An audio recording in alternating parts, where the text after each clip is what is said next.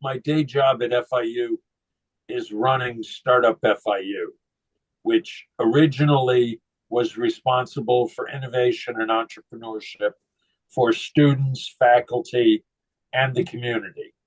And it was in the community that we hired Adriana, Naquaya, Barbara, all of the women that you've been dealing with were hired when Barbara worked for me. And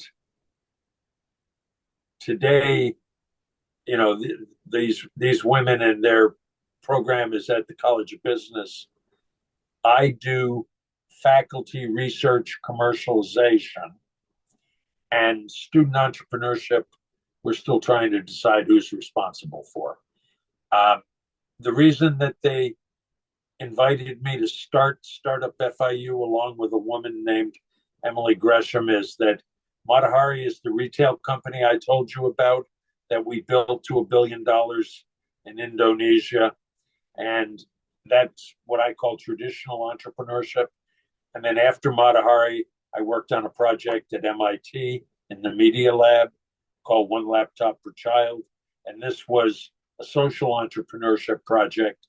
And at the time, it might have been the biggest social entrepreneurship project in the world. We had about $100 million in revenue. And I was brought in after the project had been running about 3 years because donations dried up because of the 2007, 2008 financial crisis. And they brought me in to learn how to sell computers to governments who then gave them to children. And we sold about 1 million laptops in the 3.5 years that I worked on the project to governments around the world. Next slide.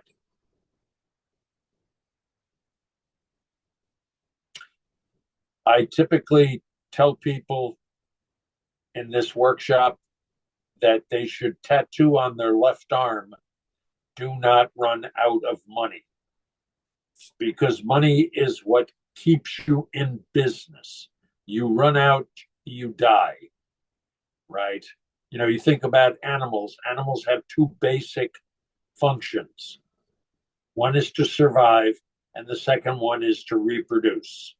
Well, I don't have any reproduction stories about business, but I do think that money is the key to survival, just like food is the key to survival for animals and water, such. So, first and foremost, do not run out of money. In order to do it, you have to be forecasting. And it's a rolling forecast, which means you always have a 12-month forecast. You just update it every month or every 3 months in order to have enough time to raise more money if you need to. And in the United States, it's not unreasonable to raise money 12 months before you need it. But if you go to a less developed country like Brazil, when I was in Indonesia, I raised my money 3 years before I needed it. And if I was in Brazil, I think I'd raise my money 3 years before I needed it. Because if you raise it 3 years before you need it, a current event is not going to stop the expansion of your business because you have the cash to continue on. If you raise your money on a 12-month forecast and there is a major event, you may not ever raise your next round of financing, in which case you've got to stop, slow down, sell off assets, basically not do good things for the growth trajectory of the business. So if you're going to go back to Brazil, I'd recommend you raise your money 3 years in advance. Next slide. A common mistake that I see everywhere I've ever taught is that people constrain the vision of their new business by what they think is their access to finance. What is their access to money? And that is completely backward. All most important thing is to create your vision and your values and your strategy, and then figure out how to finance it. That way, you put together a much better strategy, and you only have the challenge of financing it. And if I can raise $600 million based in Indonesia, anybody can figure out how to finance their business almost anywhere in the world. And the good news is more and more money, more and more capital is coming to the developing world. So when you guys go home, you have access to a lot more capital.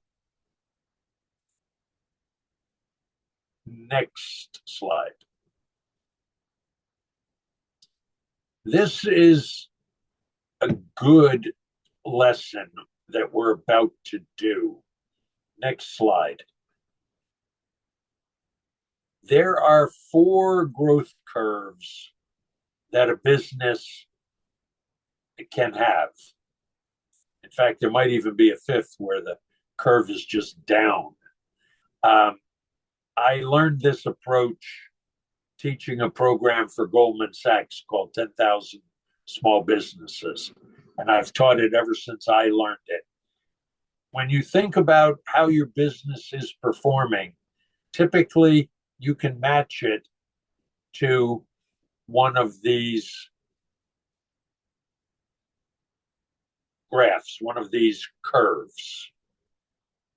Now, let me ask you a question. If your sales and your revenue growth is incremental, as shown upper right, Leticia, how would you explain why a company would have incremental sales? Like a slower growth and like a positive growth, I guess. Well, the word paused is a good choice. All right. But why do you get in the position of paused growth? I guess unexpected events that slow you down. Possibly, although I would say that unexpected events is more like episodic. Okay.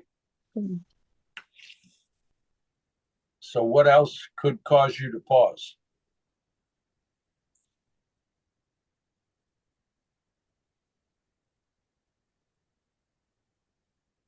Not being sure in where you want to go next.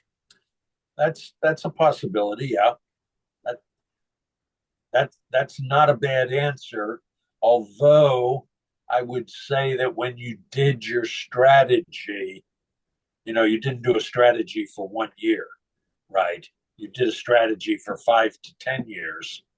So you probably answered 80% of the questions when you thought about the strategy. Now you have to update it for recent events. Okay, but still, I wouldn't rank that as one of my first reasons.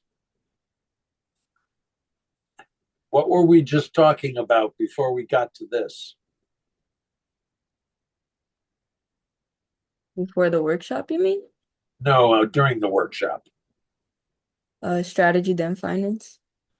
Yeah, finance. Right. Most people that are incremental, all right, don't organize the resources that they need for the next stage until they complete the first stage. And what I'm recommending is that if you're raising money 3 years before you need it, you're not going to have this incremental step function. All right. You're going to have something closer to the rapid growth curve, which is the desired outcome that we want. Okay. Now, you did a nice job of explaining episodic. This is where you have some sort of, disastrous event like devaluations of currencies or wars. You could have hurricanes if you're in the right part of the world, create episodes. Okay. We used to have tidal waves in Indonesia. That was fun. Um, Last question for you is why would your sales curve plateau? Um, like the sales don't go as well and like bankruptcy, I guess. Well, that's sort of a severe answer. What would happen before bankruptcy that would cause your sales curve to kind of plateau or start to decline? Losing clients, less like operation is worse. Yeah, yes. Your first answer, I would say, is the one that you particularly want to pay attention to. The good news is you come to this new business with a very customer centric problem that you want to solve. All right. So you're not, hopefully, so likely to miss the evolution of your customer. All right. And that's a big part of the reason why companies plateau. Markets mature and you can't figure out how to continue to attract new customers or get more revenue per customer to keep on growing. All right. And one of the things that I like to introduce at this point is one way to potentially avoid the plateau model or the plateau curve is you're constantly innovating. And you need to remember that you can innovate in terms of how you create the value, how you deliver the value, how you capture the value. All right. And I don't know whether they've taught you that three types of value in this workshop series, but it's from a professor at Harvard Business School named Michael Porter. And he's the one that gets credit for putting the three kinds of value together to explain the totality of a company. So, one year you could play with value creation. Another year you could play with value capture. All right. But it constantly, hopefully makes a better experience for the customer. And that has a positive effect on revenue, right? Because remember, part of revenue growth is not losing the customers you have. So if you're constantly innovating, that might be the best protection against losing a customer. May not be the best way to get a customer, but it's pretty attractive not to lose them. Next slide, please. All right. I would recommend any new business owner should always have a 3-year forecast. So at a minimum, every year you update it and you add a year.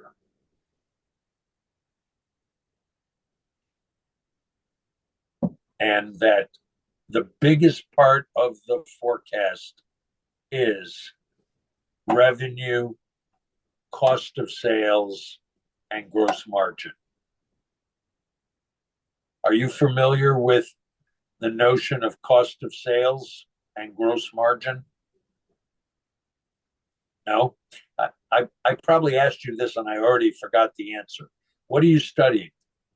Management, business management. And will you take the counting courses or are they not required? No, yes, I'm taking it next semester, but this is actually my first semester. I just started. So you're a freshman? Mhm. Oh, wow. That's kind of fun. All right. You have lots of promise, young lady. Thank you. You should make sure to advance your new business ideas while you're still at FIU. All right. Yes, the goal. That that's a good goal. All right. How did you figure out that's what you wanted to do? I've always like been drawn to entrepreneurship. I never wanted to do anything else career-wise. Is your family entrepreneurs? Yes, my dad has a successful construction company. All right. So you learned entrepreneurship at the dinner table. Yeah, slightly. Yeah. I mean, my experience is that almost everybody who's your age that already has interest in entrepreneurship and startups, almost every time they learned it at the dinner table. Okay. So, all right. Anyway, you should pay attention next semester to your accounting course because your accounting course will define cost of sales and gross margin. And accounting is a fundamental skill that you need to interpret your results, right? Your results are going to be numerical. That's what accounting provides. But then you have to be able to interpret the numbers. And for a startup company, an early stage company, it's all about revenue. It's all about gross margin dollars and gross margin percent. So we measure dollars of growth, we measure percentage growth, we measure gross margin dollars, we measure gross margin percent. Gross margin is the difference between revenue and cost of sales, which includes things like product, freight, packaging, things like that. It's all relevant actually to what you're talking about for your new business. Yeah. Um, Everything below cost of sales and gross margin is pretty mathematical, right? You're going to learn that, you know, for this sales revenue objective, I have to sell this many pieces. If I'm going to sell this many pieces, I need this many additional people in customer service. That's what I mean by mathematical. All right. The real management should be revenue, cost of sales, gross margin. All right. That's where you put your attention. That's where you, the owner, put most of your attention. All right. But you want to get to the point where everything else is mathematical. So it may take you a while to figure out how many customer service people do I need for every $10 million in revenue. Okay. All right. Next slide.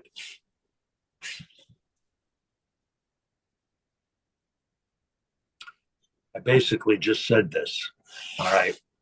Understand revenue, customers, pieces, dollars per piece. If you had more than one segment of a customer base, then you would capture this information for, you know, teenage women, college age women. I'm going to call them mature women. All right. And then, each segment, right? Because you need to break it down. See, the big advantage you have is you think in terms of customers. Yeah. Well, that default setting applies to everything. It applies to understanding sales. It applies to understanding how sales translate into dollars. All right. So you have a big advantage that you have that focus. Don't forget it is what I'm basically trying to say. Okay. Next slide. All right. I am a very, very big believer that you need to have aggressive sales targets. Okay. So in a new startup where you've never sold anything, I would still have a target for the first week and the second week and the third week and the fourth week. I would be managing my sales by week. And the reason is I want you, the entrepreneur, focused on sales and on understanding the customer and getting that information firsthand, not having some turkey employee interpret it. All right. If you're going to use the wrong interpretation, make it your own wrong interpretation. All right. And then we need a goal, if we have a weekly goal for the first month, we should have a monthly goal for the second month, but maybe still have weekly goals. All right. So the short answer is we manage by monthly sales, but we have shorter targets by week and we have longer targets by year. So we have three types of revenue targets. But I think every year you should double sales. All right. And the good news is if you don't quite make it to double and your sales only increase by 70%, that's not a bad year, right? But our target is double. And the reason I am so emphatic about this is that when we had $300 million in revenue, we doubled sales. All right. And if I can double from 300 to $600 million in 1 year, you can surely do it from 1 million to 2 million, right? To 4 million and on and on. Okay. And I would probably tell you that if you did 1 million and then you did 2 million, to go to 4 million is not aggressive enough. Okay. Maybe you should go from 2 to 8, right? Because you're trying to push the envelope kind of to see just how well you understand the customer. How many customers do we have? If I'm going to get to 100 million, you can learn an awful lot of lessons between 2 and 8, right? And that's what I want you to learn in that third year. How do I get from 2 million to 8 million? Understand? Yes, sir. I am beating you with a stick. All right. But I think that's what everybody needs. Everybody needs aggressive targets to accelerate the learning. Yeah, for All sure. right. I'm not even worried about, your company being profitable. All right. As long as we have access to capital, we don't have to worry about profitability, but we do have to worry about growing gross margin dollars and revenue. And that's what we're going to learn about going from 2 to 8 to 16 to 30, or 2 to 8 to 64. Yeah. 2, 8, 64 is a pretty aggressive target, right? Yeah. So that's my philosophy. That's what a lot of venture capitalists and successful startup entrepreneurs will tell you is aggressive sales growth. Uh, there was a guy yesterday who presented in my class. He presented his plan, and his plan was to be at $60 million in sales in 7 years, and the investors he had met with had said that's too slow. All right, 60 million be a pretty good business in Brazil. For sure. Yeah, and they were telling him too slow. But I don't know. Are you going to go back to Brazil when you graduate? No, I came here when I was younger. I'm not an international student. I've been living here for 9 years. Okay. Well, if you were going back to Brazil, the good news is there's a lot more venture capital than there ever was in Brazil. That's the good news. The bad news is those guys are just like the American VCs. You have to grow faster, woman. You have to grow faster. All right. But if you're here in the States, just expect it. All right. Just expect it. What you ought to start doing is researching who are the venture capital firms and who are the accelerator programs that will do fashion and will do retail and will do e-commerce. All right. Because a lot of people in the venture capital business stay away from retail. It's too confusing. It's not predictable enough. All What right. do they focus on? I'm sorry. What do they focus on more? Very good question. You show lots of promise, young lady. All right. Well, they like applied artificial intelligence. They like robotics. Um, if you were to take artificial intelligence and apply it to construction, you would get people interested. All right. I only mention that because of your father. All Yeah. right.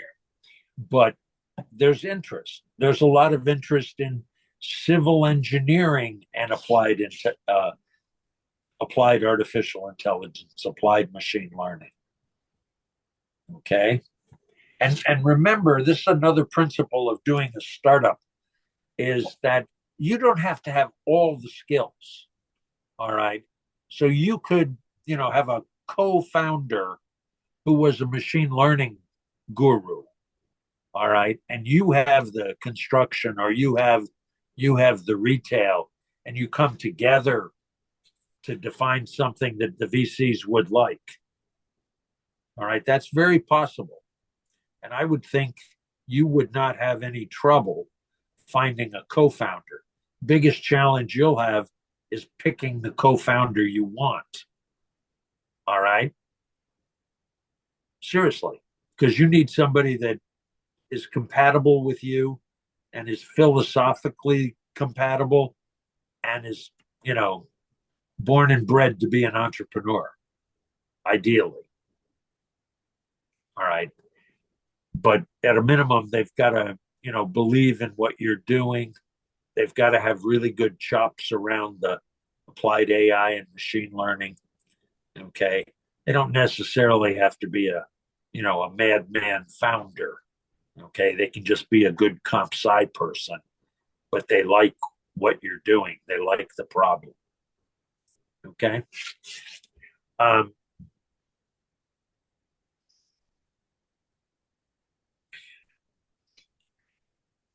what you need for your concept, this notion of understanding the psychology and reflecting it in the clothing for women is you need to be able to articulate very clearly what is the innovation that you're bringing and why is it sustainable. Okay. If you and I build an application to do construction engineering, all right, it could very well be that the algorithm is our own algorithm. All right. Or it could be we know so much about construction that we've been able to apply the machine learning in a way that nobody's seen before. All right. That is protecting our value proposition. It's what Warren Buffett calls a moat. The moat protects the company, and that moat is called innovation. It's very hard in retail to be innovative. I mean, that big Chinese company that I see on Instagram all the time, I think, Okay. is it Temu or what's it called? Anyway, Stein? yes, yes. Those people are just very, very low cost. All right. I don't know how they sell merchandise at that price and make any money. All right. If it's not, could be they have slave labor, like prisoners or something. All right. But, that's not as defensible as I would recommend for you. No, that's more fast fashion. I want to go into the designer path in the future. Yeah. But if you're going to try and attract professional investors, all right, there's a small group of people that will back fashion. All right. There's a much bigger group that will back applying machine learning to fashion, retail, websites, etc. Okay. That's all I'm saying. I You're, understand. you're you're picking out a very tough segment to get financing,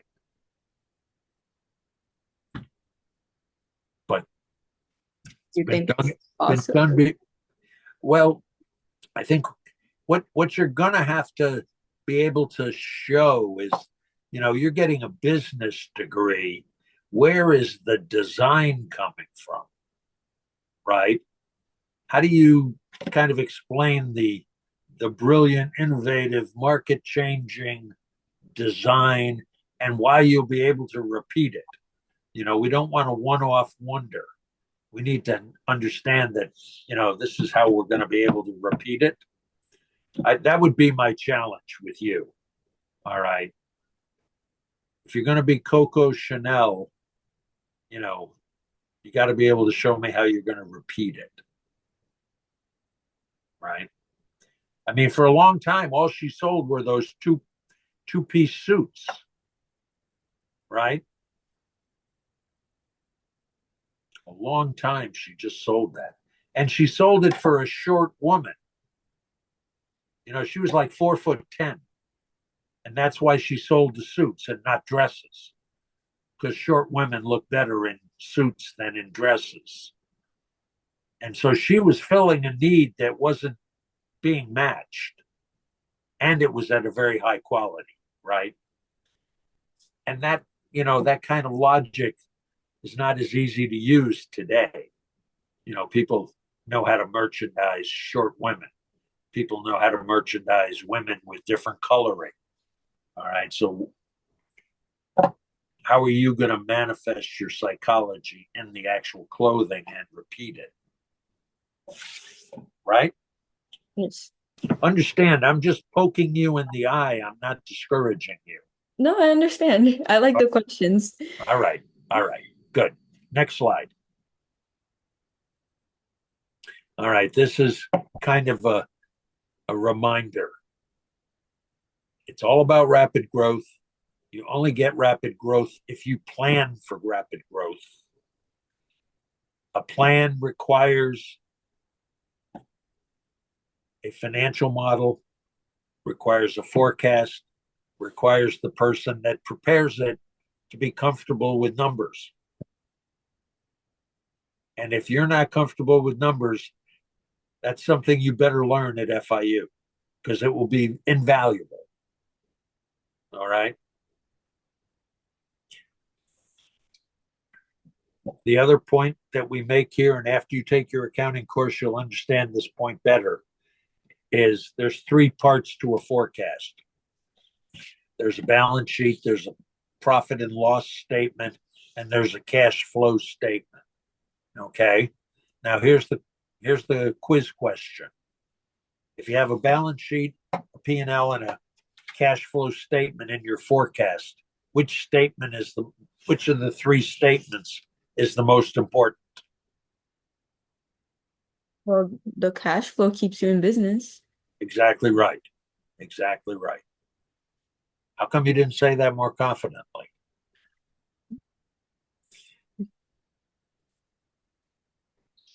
Not sure.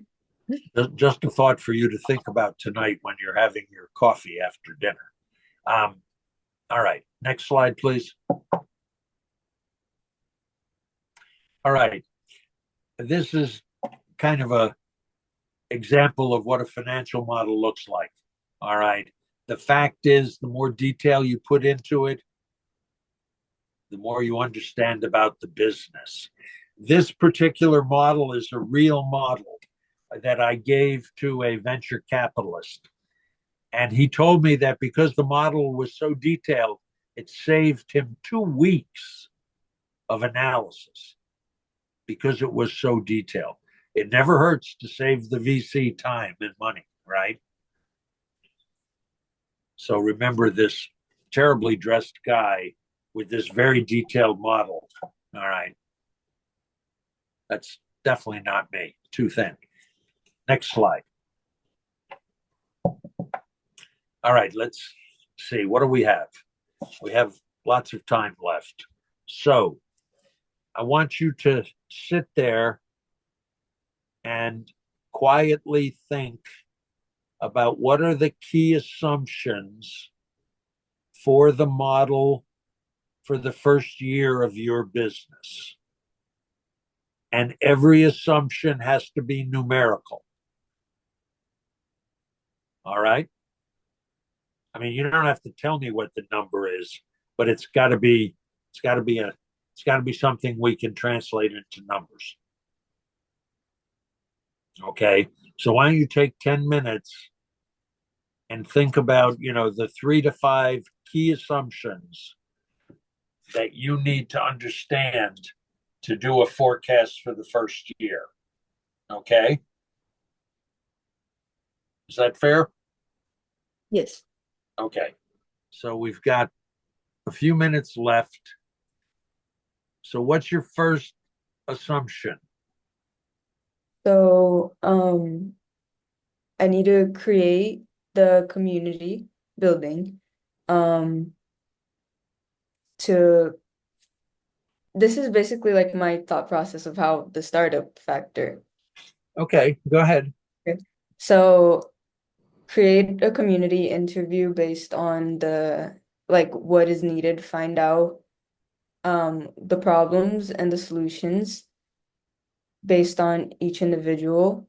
Then as I grow that, I start selling my pieces. I was thinking about like $100 per piece, starting as a streetwear brand and then scale that until I have the funds to have a runway show and then fade into more designer pieces.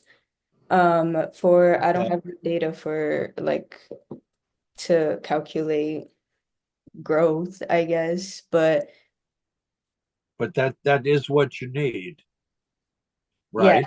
So my own data, I don't have that. Would I do it based on other brands? Or you do it based on your own plan. Okay. So how many pieces are you going to sell the first week? And then, you just So 100 pieces for $100. is how much? 10,000? Yeah. Yeah, So your first month you'd be saying you're going to do $10,000, correct. which means the second month, how much are you going to do? 20,000. Yeah. So let's see. 10, 20, 40, 80, 160, 320, 640, 1.2 million. And in your eighth month, you're doing 1.2 million. You're going to have like $5 million your first year. Um, you might, that might be aggressive. All right. So it might take longer to get to every double. Okay. Yeah. But I do think that you're thinking the right way. Okay. And that's what's important. Okay. Right? And so, your first metric really is how long will it take you to get to 100 pieces a week, right? Okay. And it might take 4, 6, 8 weeks even. On the other hand, you may have magic and get there the first week. Remember, part of the challenge here is having the merchandise to match the sales forecast. All right. But the risk is you come out with, you make 1,000 pieces to match the sales forecast, but the pieces don't sell. Now you got 1,000 pieces of, you know, whatever you want to call it, Yeah. dish rags. Um, so that's the key to retail really is some of your products are going to sell really well and others are not going to sell. And what do you do with the ones that don't sell? And obviously, what are we learning when we don't sell? Right. All right. How many people do you want to target in your community by month? Well, if I'm selling 100, I need to have 100 buyers, but not every. So in terms of social media, I would probably need to have like maybe 1,000 followers to convert into at least 100. If you're going to grow this business around a community approach, you've got to know what the kind of results are that other people get. You know what I mean? So you said you need 1,000 to get to 100. That means 1 out of 10. That to me sounds awfully high. All right, but I haven't checked recently on what kind of yield people get from community marketing. So you need to look into that. That's a topic to research and see if you get any insight. Doesn't mean that you're going to perform that way, but at least you know kind of like a baseline to think about. Okay. All right. And that's what this is all about. It's kind of, what are the assumptions? How do I make the assumptions? What am I going to research to learn? What am I going to learn from operating? Right? All of that. Would you recommend me pursuing this community style or doing a more local approach? That's that's a that's a good question. You've only asked three questions, but all three of them have been very good. This is quite encouraging. All right. Um, how many brands for women the age that you think you're gonna target? How many brands use kind of like a community approach? Is it a common technique, or are you doing something comparatively new? Well, I'm not sure about women's fashion, but I know for men's fashion, this has been doing a lot by like influencer marketing, like you grow a personal Yeah, brand and then build a community off of that.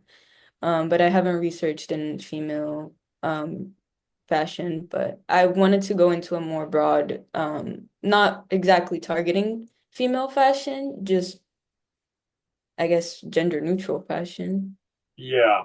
Well, I know on Pinterest, which I really like. Everybody's surprised that I like Pinterest, but anyway, that's where I go to see my fashion, women's fashion.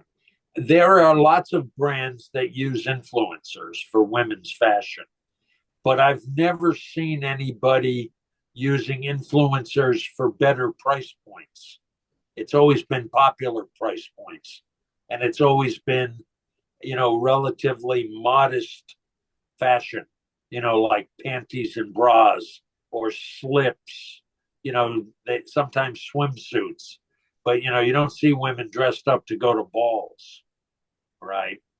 So I don't know whether there are influencers for the really fashionable merchandise.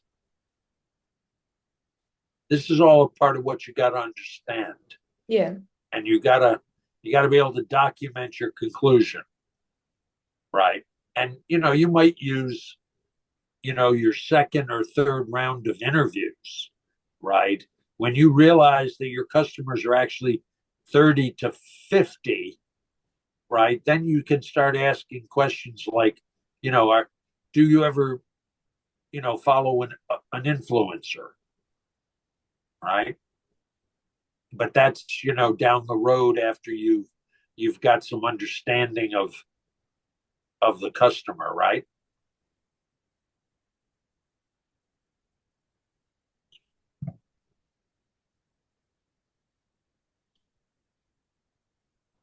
So, for example, if I build like a personal branding Instagram, for example, and I build a community around myself based on the idea of the psychological aspect of it, using the visuals, they would kind of like buy because of the message behind it that I'm putting out there. Yes, yes, that's fundamental. Yeah. It's Okay. it, it's all about messaging. All Mhm. right. Could you elaborate on that last bullet point, please? Customer acquisition cost. Yeah. Okay.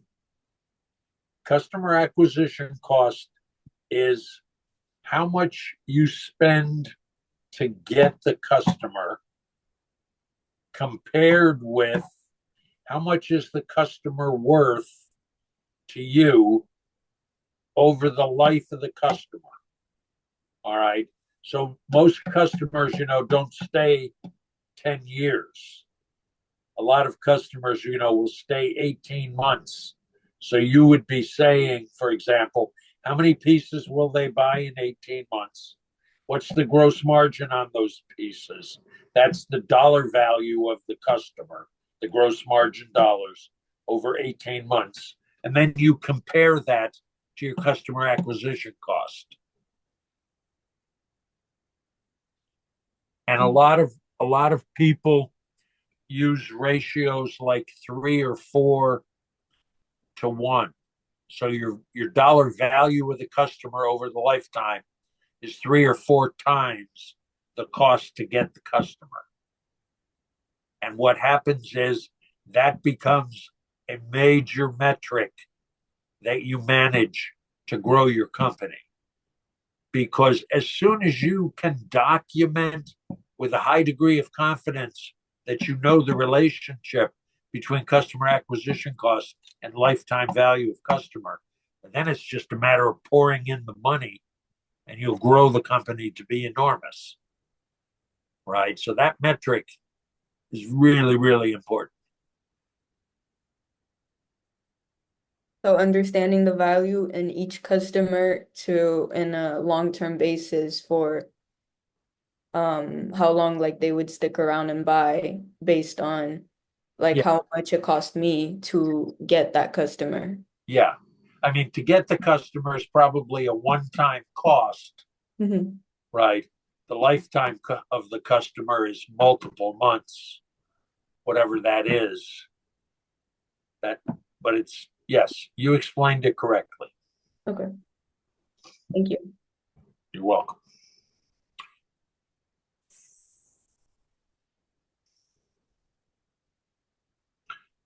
I don't even remember where this came from. Um, but it's for a new business, how are you going to determine that the customers are following you, they see value in what you're saying besides looking at sales? All right. And the reason you want to do that is you want to know that if you do a campaign within X number of months, I should have this many new, you know, people visiting my website. I should have this many new customers. I should have this loss of customers, right? All of that is all about time to value.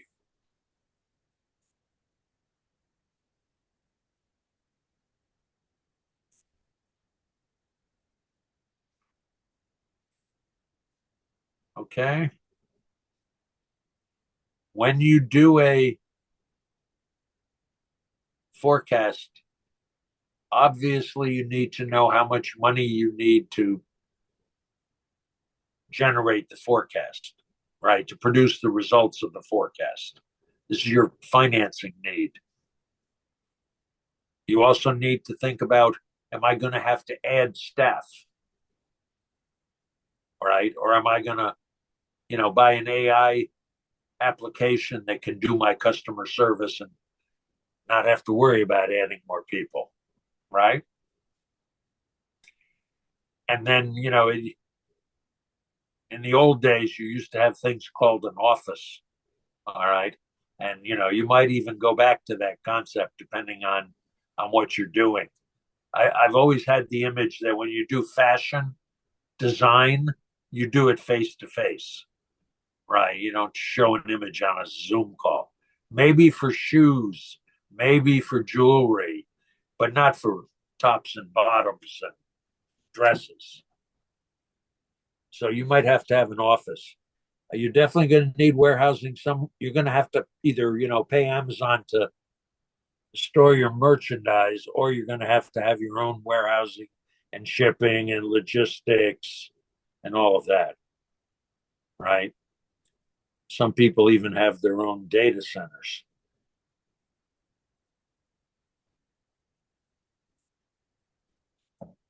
All of that goes into the plan, is the point. Okay. What's the next slide? Okay. I don't know if you're a book reader or not, but this is an excellent book on how to do a startup. There's lots of books on startups. I like this one. He's a professor at Stanford, and he designed a very good program that I like at the National Science Foundation. So he's well documented in terms of his expertise. He's the only entrepreneurship teacher that's better than me. Next slide. I'm glad you left. All right. You have a lot of really good instincts. Okay. I think that the key will be whether you can quote unquote apply yourself, right? And that's not a comment about you. That's a comment I would make to everybody. Okay. Most people don't ever finish. Most people come and see me twice and then I never see them again. All right. The best team I have today, we meet every week. All right. Sometimes we meet twice a week.